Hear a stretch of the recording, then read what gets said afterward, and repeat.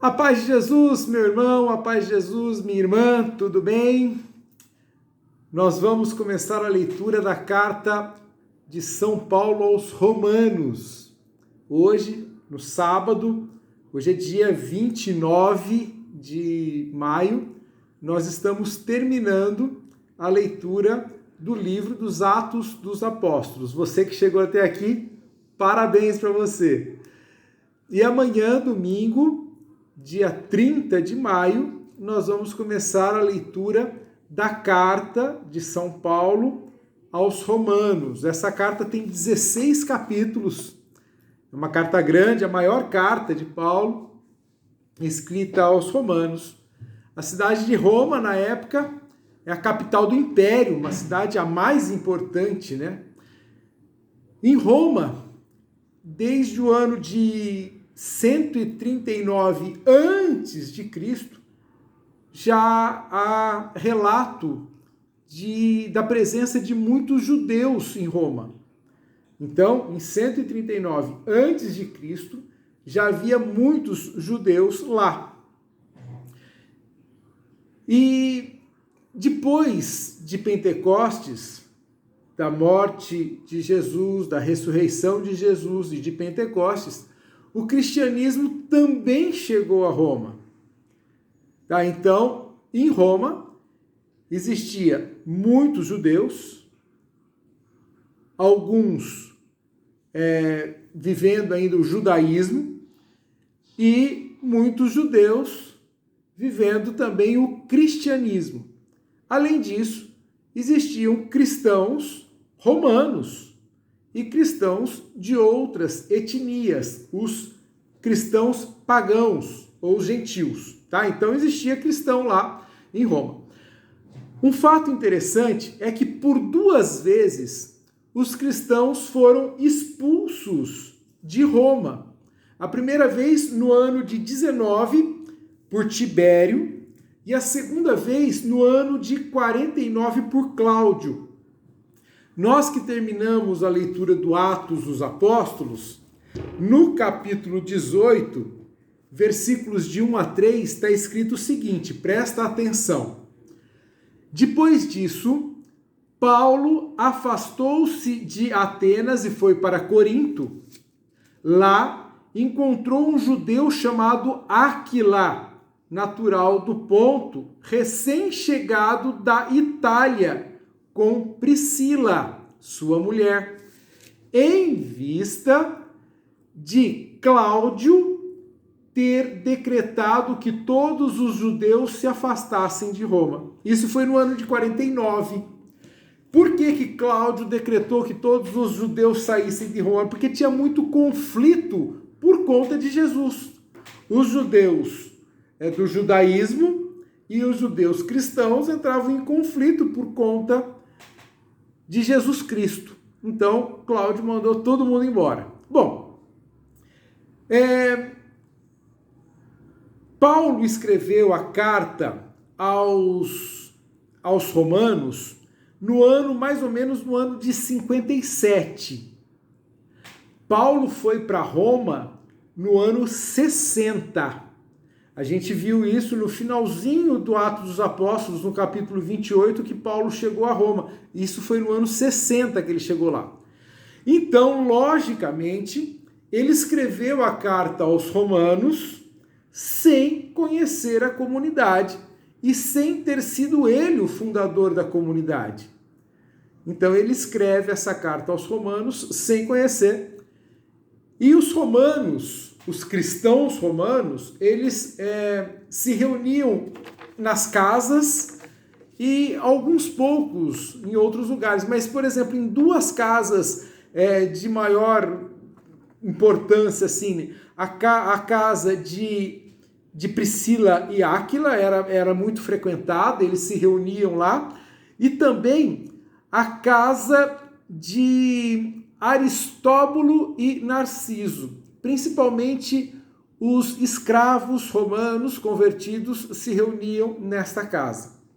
Então, Febe foi quem ficou incumbido de pegar a carta que Paulo havia ditado, não foi ele que escreveu de próprio punho, quem escreveu de próprio punho a carta foi Tércio. Veja lá, que legal.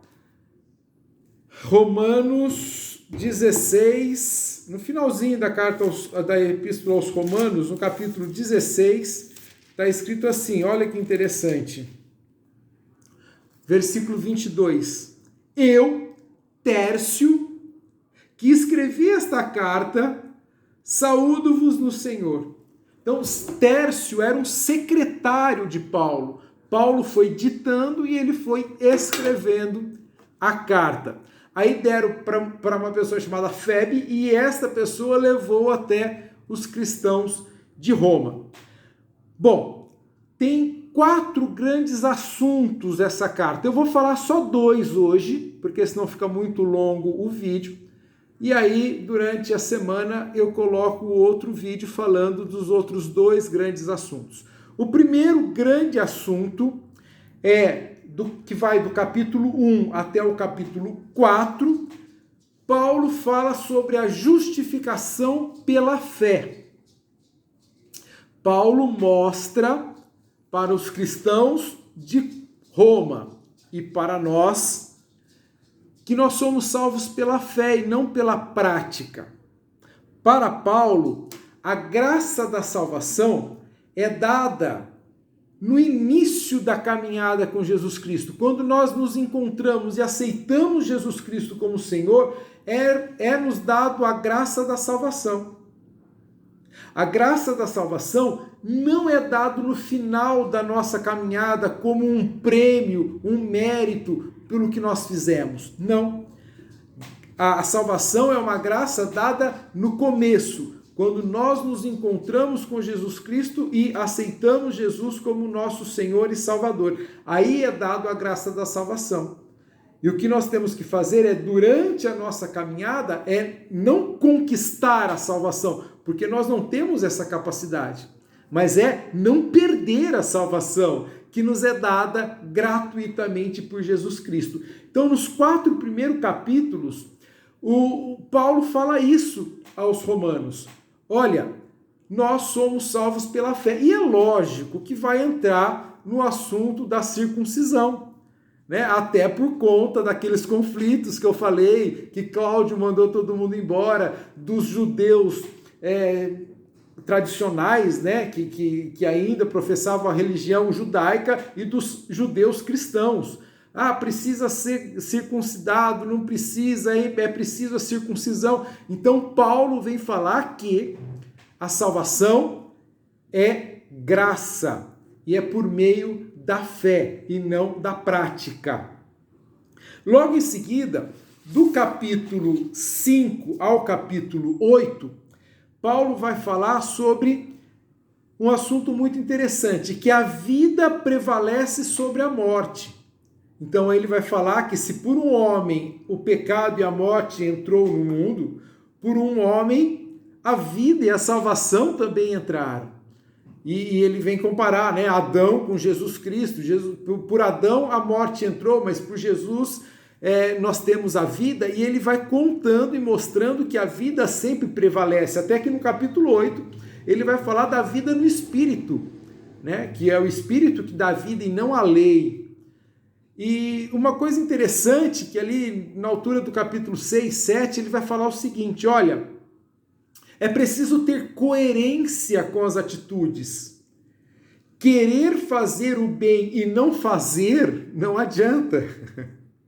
Né? Ele não falou isso de maneira alguma, mas é um ditado que a gente tem hoje, né? De boas intenções o inferno está cheio. Querer fazer o bem e fazer o mal é ainda viver a escravidão do pecado. Então não é a vida ainda que Jesus veio dar. Paulo, nesses capítulos 5, 6, 7, 8, fala: a vida prevalece, Jesus é a vida, ele vence a morte, ele vence o pecado e vence a morte e nos dá a liberdade para vivermos e não para morrermos. Inclusive, ali no capítulo 8, mais ou menos, Deixa eu até pegar. Não, no capítulo 5, desculpa. No capítulo 5 é muito interessante quando ele fala, olha, quando nós éramos inimigos de Jesus, ele nos deu a vida. Quanto mais agora que somos justificados por ele. E ele fala também da justificação. O justo é aquele que vive pela fé. O justo vive pela fé e não pelas práticas. É lógico que precisa ter coerência. Se acreditamos, precisamos fazer. E se fazemos, fazemos porque acreditamos. Então é esta coerência que nos leva a uma vida nova. Gente, 10 minutos e meio de vídeo, está muito longo. Eu vou terminar por aqui. Depois a gente fala mais das cartas aos Romanos. Fica com Deus, Deus te abençoe e até mais. Tchau!